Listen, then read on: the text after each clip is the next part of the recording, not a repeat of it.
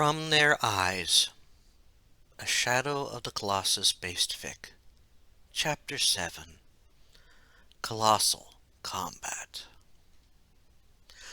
Barba sat quietly in the cavern he called home.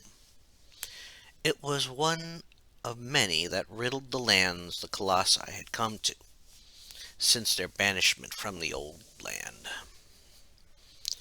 It was the closest to what his kind liked, and the little people had built a structure near it back when they were there.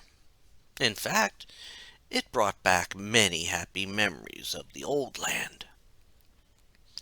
Back in the old land, his kind were aggressive, but kept it in check by having good-natured sparring matches.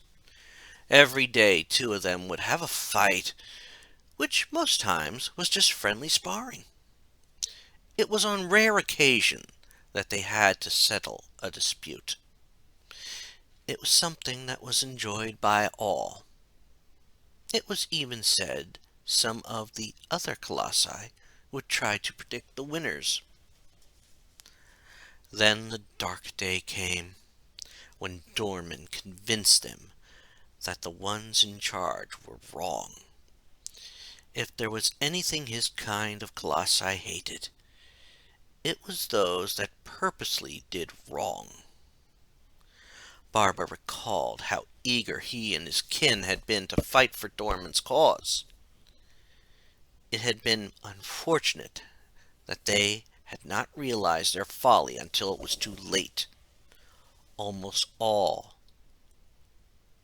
of his kind of colossi had been slaughtered before those remaining realized their mistake.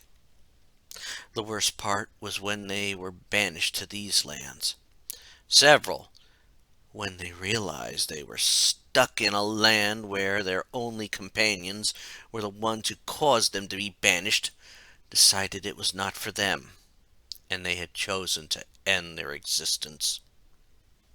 Then the little people arrived. There had been little people in the homeland, but they remained far away from the colossi, interacting with them very rarely. When they arrived in the land the colossi were in now, Barba noticed that Dorman had offered to protect them. For a time, he thought the one who caused their banishment had learned his lesson. The small people grew and built up small cities. Eventually, the small people lived in harmony with all the colossi, and some, wanting to get their own aggression out, built the arena. Barba had enjoyed that at first, until the little people here were proven to be not as durable as the ones in the homeland. Those had been gifted with magic, while these little people were not.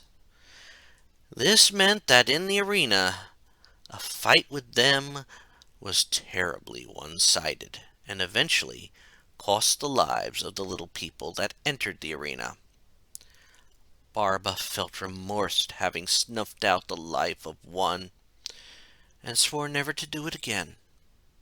He kept true to those words, even after Dorman had shown his true colors to the little people.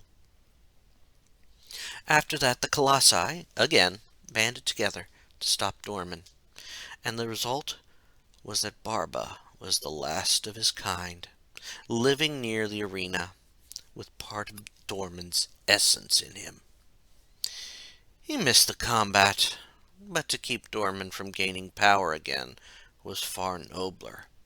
In fact, he had figured that Dorman was a colossi that wanted not power, but godhood. No colossi should ever think themselves a god. His thoughts were brought back to the present by a sound.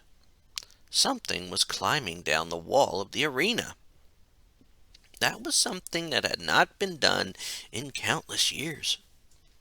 The last time something climbed down the wall had been in the years of the little people. He started to venture near the door, concerned, when Malice contacted him. "Be on your guard, Barba. A little person has entered the Forbidden Lands, as they call it now, and has killed 5 of us so far. He is under Dorman's influence, and he must be stopped. He is losing his identity, and he must be unaware of it. A new determination entered Barba at that moment. If a little person had been influenced into helping Dorman, there was only one thing to do to save them. The person had to die. The little people were not colossi, and they would not have the willpower to fully throw off Dorman's control. If the little person were to be defeated, but left alive, Dorman would influence them again. Once at the door, the mystical energies that had been put into it made the door open. Barba stomped into the arena and allowed his eyes to adjust to the light there. Soon he saw the little person holding a sword he had not seen since the defeat of Dorman. The little person was not the one who held it all that time ago, but the little person obviously knew what it could do. Once he set his eyes on the person ran, scaling the dividers that separated the floor. Inwardly, Barba was not happy about that. Even at the best of times, Barba could never fully step over the things. Now, he was not going to do that, which would make a mess of the arena. However, it seemed the little person felt the need to head to the far end. Barba could see the sense in that. Many little people in the past would head for hiding areas when the combat was between 2 little people. It actually used their size to their advantage. The downside was that the colossi could see in the dark. It would not help this little person. It also did not help the little person that the ruined dividers upset Barba. It would take a good deal of time for the colossi to fix such delicate things. As he neared the far end, he felt something hit him, and it exploded. He realized the little person had to be in the alcoves there. He was certain that the little man was not in the higher alcoves, since there was no way to them from the arena. That meant he would have to bend down and look in all the alcoves. Of course, once he saw the little man, he would reach in and grab him. Once Barba bent down, he realized what the little person's goal was. The only way the person could get at the sigils was to climb onto him. And the only way to do that was to grab Barba's beard. He felt the little person grab on and start climbing, making its way around the colossi's form. Out of instinct, Barba started to shake his body. Since he was one of the few colossi that were bipedal, he could do a lot more shaking than the others could do. However, as he did that, he felt the little person hold on tight. When he paused, he felt the little person move. As he was about to shake again, he froze as a sharp pain hit his head. He then felt the essence of Dorman starting to leak out of him. He tried to shake his head, hoping to throw the little person from him. He was certain that the fall would break the little person's bones. Unfortunately, the little person had held on and was climbing all around. This worried Barba more than the pain in his skull. If the little person found the second sigil, it would be all over. He would be the first colossi of his kind to die in an arena. That was his last thought when the stabbing pain came again. Instantly his life faded, and Barba started to fall, further ruining the arena. It didn't matter, since his time living had ended. He realized before his thoughts ceased that he was dying of failure. He failed in the arena, and he failed in his duty to prevent Dorman from rising again. Maybe, if one of the other colossi would not fail, he might return to life. But now, darkness consumed his thoughts. Dorman was elated when Barba fell. That sole colossi, the only one remaining of that type, had been a problem.